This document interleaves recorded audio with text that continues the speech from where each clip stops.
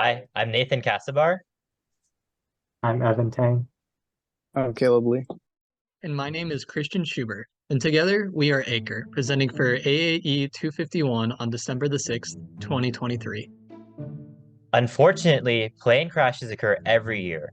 Most crashes are non-lethal, and the crew and passengers can be evacuated easily. But some crashes happen in very remote places of the world. As members of the Amazon crash relief effort, we aim to help crash search teams in remote areas with the use of UAVs. 4 scanning UAVs and 1 refueling UAV, we can patrol an area constantly until the crash is located.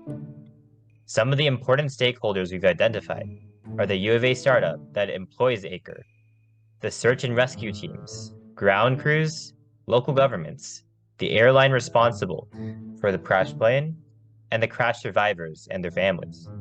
There are many requirements for this project, but some of the more interesting ones are the long endurance our scanning aircraft must have, so they can stay in the air while waiting for fuel. The payload mass each aircraft must be able to carry, since the refueling aircraft has a much heavier payload than the scanning, and the range of the aircraft.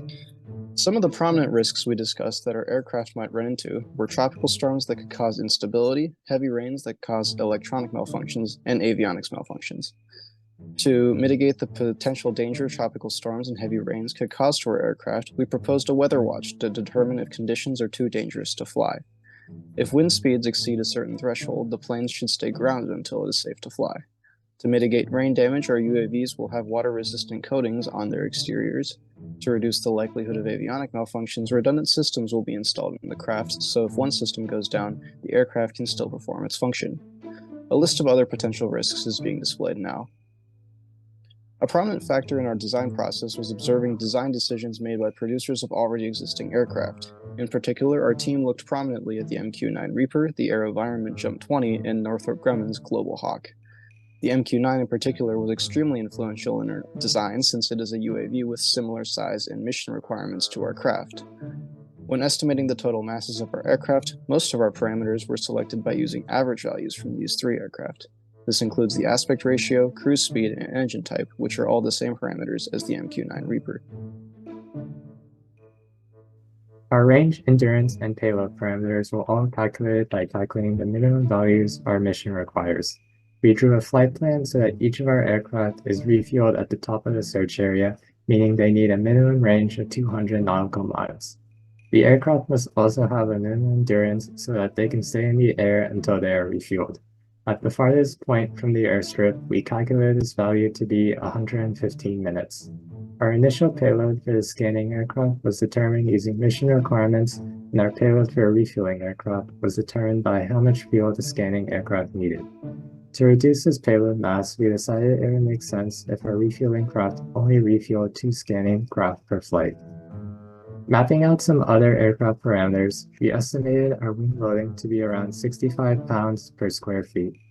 With our selected aspect ratio, this yields a wing area of 46 square feet, a wingspan of 26 feet, and a core length of 1.8 feet. We also calculated the theoretical maximum range and endurance of our aircraft. Some new parameters we needed for these equations were engine efficiency and specific fuel consumption. We decided to utilize the numbers for the Honeywell TPE331, which is the engine utilized by the MQ-9 Reaper. Using those values yielded the currently displayed ranges and endurances.